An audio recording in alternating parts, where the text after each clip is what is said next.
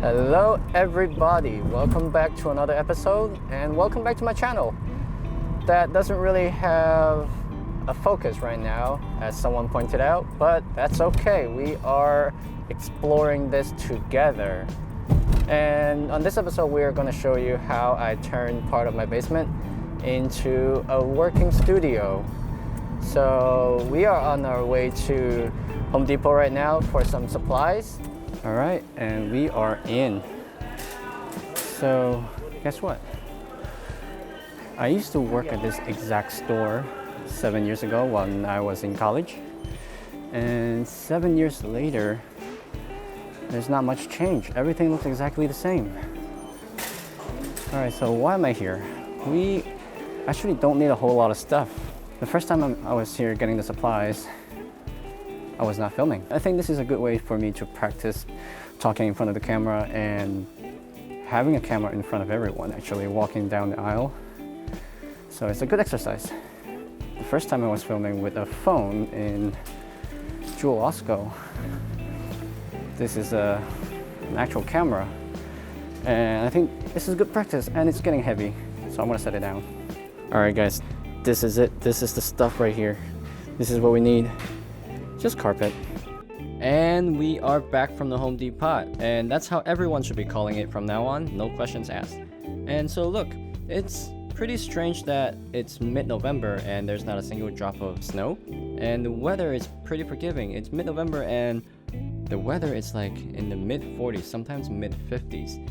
So cutting these outside wasn't as bad as it could have been compared to last year or the previous years. It didn't seem like it, but cutting these drywalls was not as easy as it seems because I was not using the proper tool. I should have used a box cutter instead of whatever cutter that was. And it was because of the staircase I had to cut the drywalls down into smaller pieces so I can get them through. Before we can go ahead and build a wall and paint everywhere, I have to patch these up. It was a telephone line and a power outlet. Alright, moving on, we have to cut these 2x4s because this is actually what will be holding up the drywalls.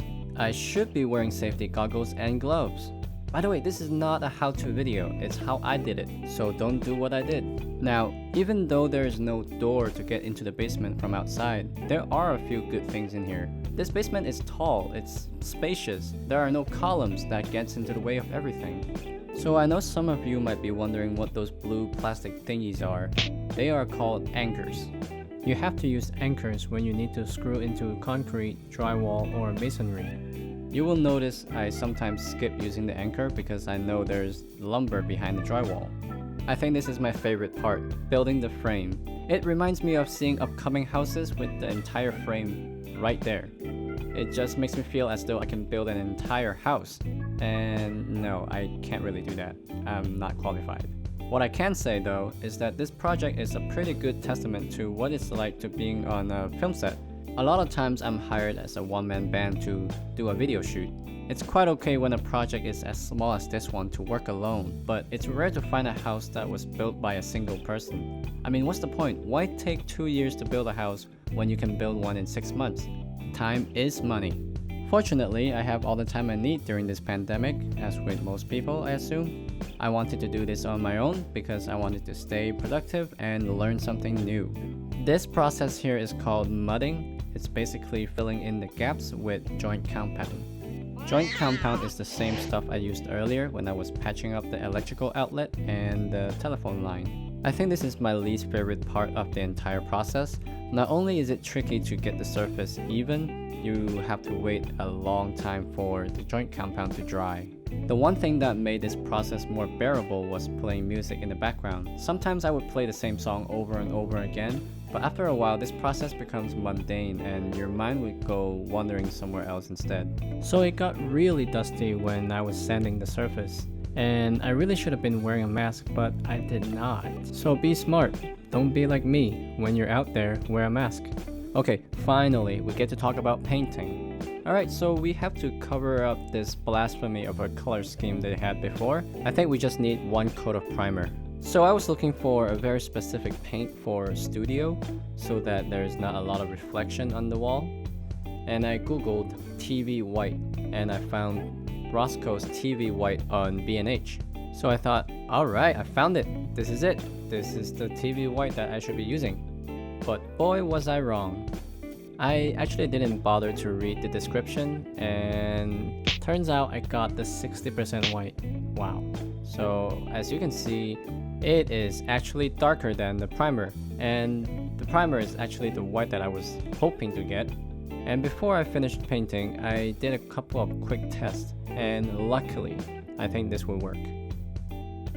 I want to say I have a knack for building things. It's definitely something I picked up from my dad.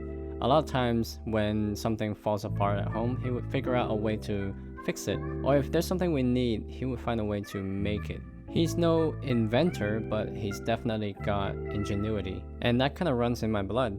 The simple fact that we have the same thumb means I'm not adopted, right? And you want to know something interesting? Megan Fox has the same thumb too. You didn't know that, did ya? Okay, so all jokes aside, I like doing the DIY projects. I like making things on my own. It's not so much about saving money by not hiring someone, it's more about getting that different level of satisfaction once a project is completed. The best part about DIY projects is the fact that you are your own boss. No one's over your shoulder, breathing down your neck, hounding at you saying, "Hey man, that's not how I want it." I mean, you get the final say, and that's priceless to me.